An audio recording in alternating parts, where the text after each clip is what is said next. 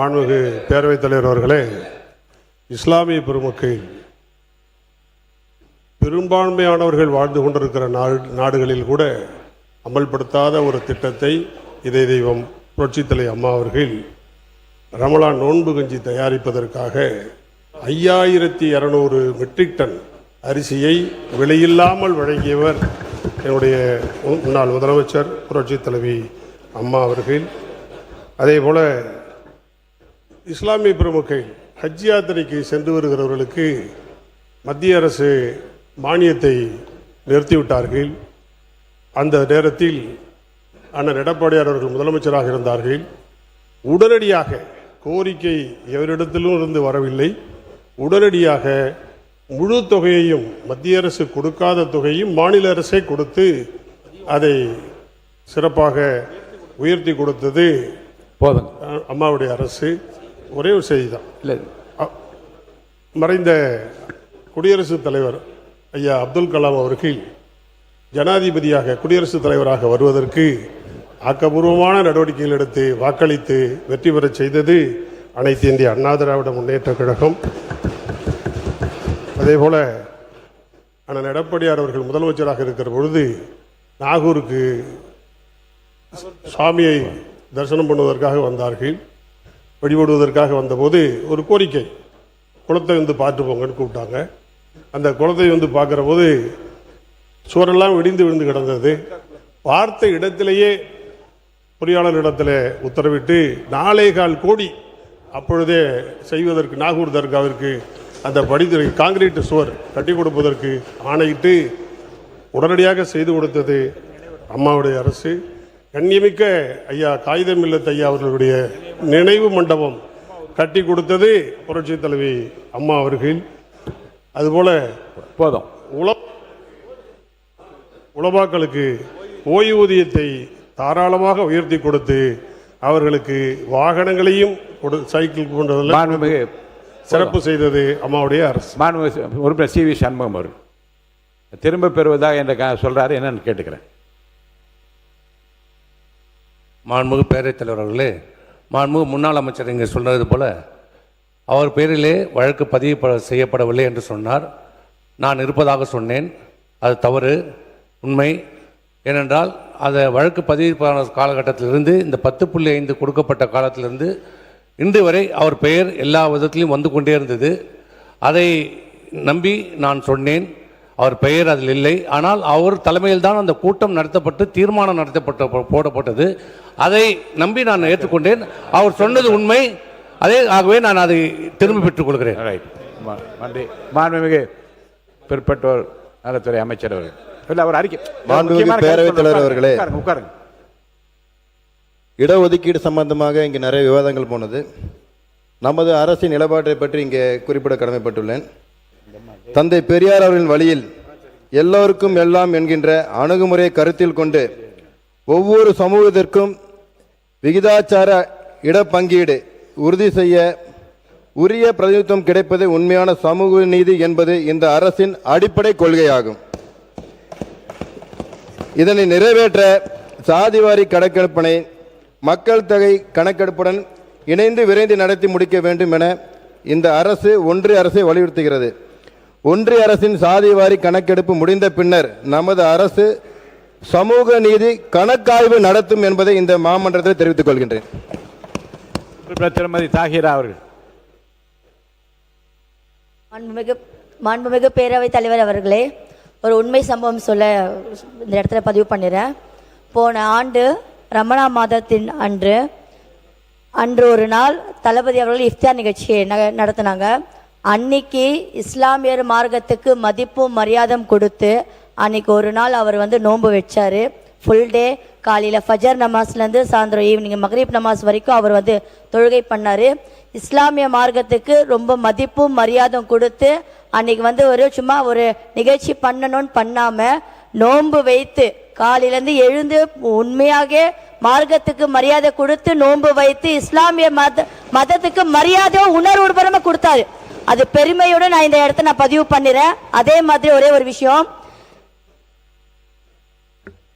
தமிழக வெற்றி கழகத்தின் கொள்கை எதிரி பாஜக என பாஜக என்ன எதற்கும் அஞ்சாதவர், எதற்குமே அஞ்சாதவர். அன்னைக்கு வந்து எங்க தலைவர் சொன்னாரு, அது வந்து இஸ்லாமிய சமுதாயத்து முன்னாடி ரொம்ப பேசும் பொருளா இருந்தது. ஆனா வந்து நாங்க பாஜக எதிரி தான் நாங்க சொல்லிட்டு இருக்கோம். ஆனா எங்களை பார்த்து பாஜகவோட பி டீம்ன்றாங்க.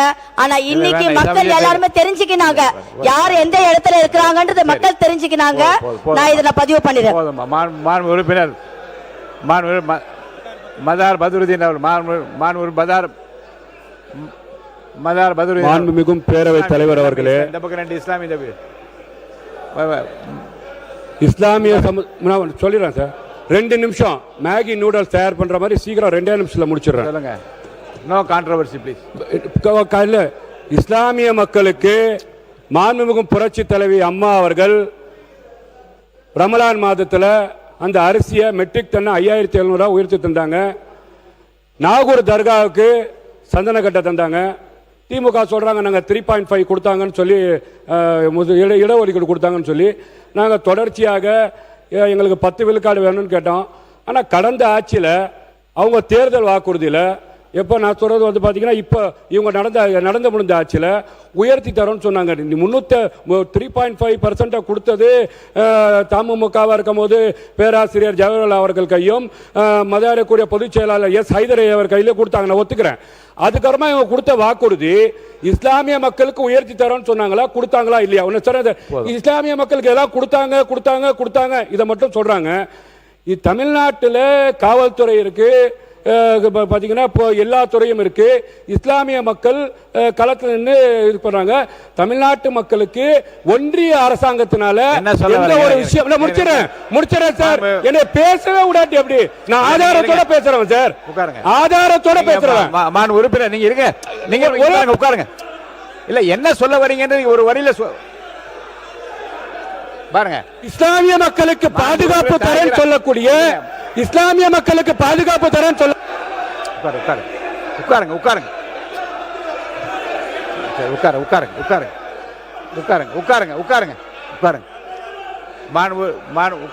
வச்சுட்டு உட்காருங்க. அவர் உட்கார்ந்துட்டாரு, உட்காருங்க. நீங்க உட்காருங்க. அவர் உட்கார்ந்துட்டாரு, உட்காருங்க. நீங்க உட்காருங்க. என்ன இல்ல நீங்க உட்காருங்க. இல்லைங்க உட்காருங்க. பாருங்க மாண்பு உறுப்பினர் தாகிர் இருங்க. அவையில் உள்ள இஸ்லாமிய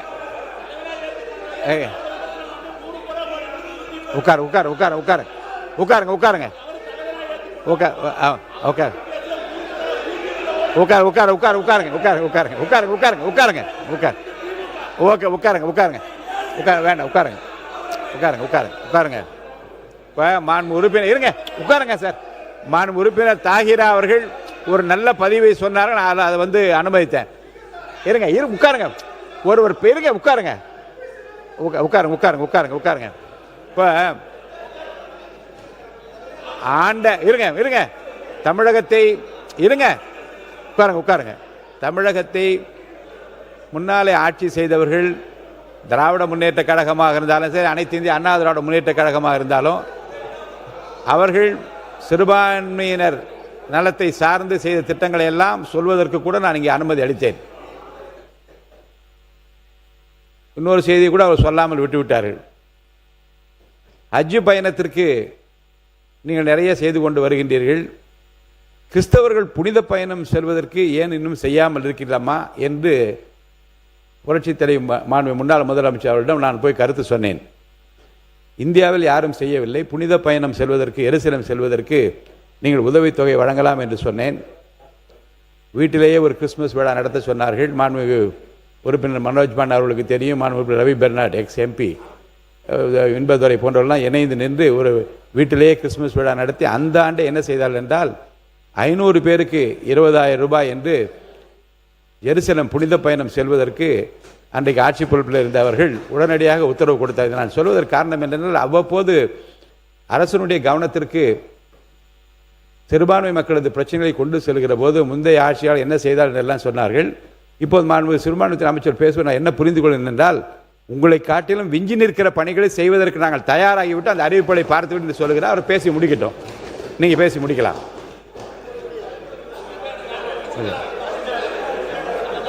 என்னது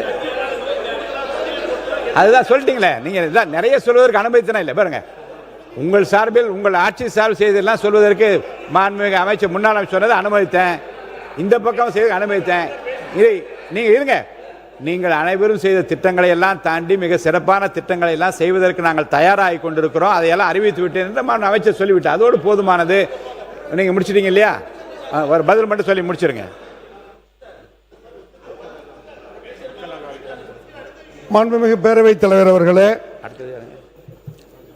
ஏற்கனவே இருந்த எந்த ஆட்சியும் குறை சொல்லாமல் கண்ணியமான முறையில் கான்ட்ரவர்சி இல்லாமல் இதுவரை 20 அறிவிப்புகள் சிறுபான்மை சமுதாயம் முதல் தடவை தான் அதில் பதிவு பண்ணுறேன்.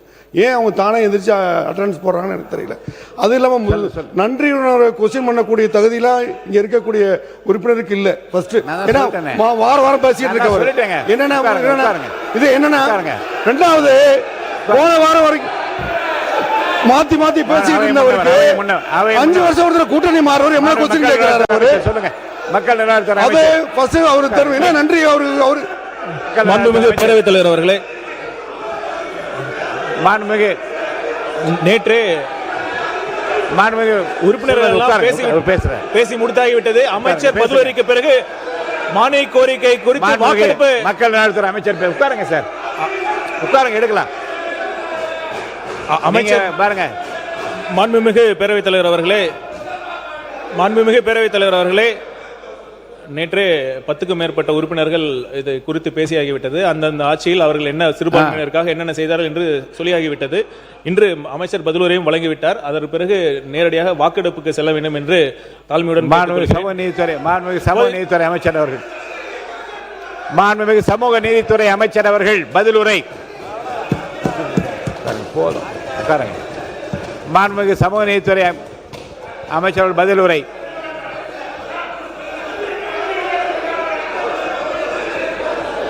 பேசு. மாண்புமிகு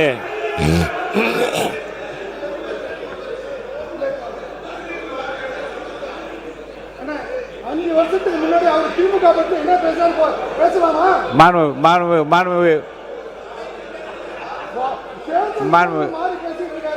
பாருங்க, நான்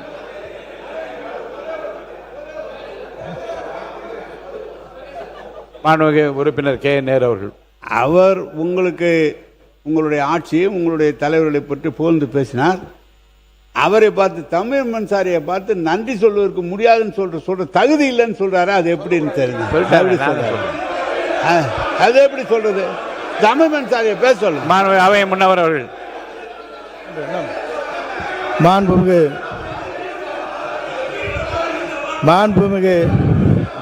தலைவர் அவர்களே, அவை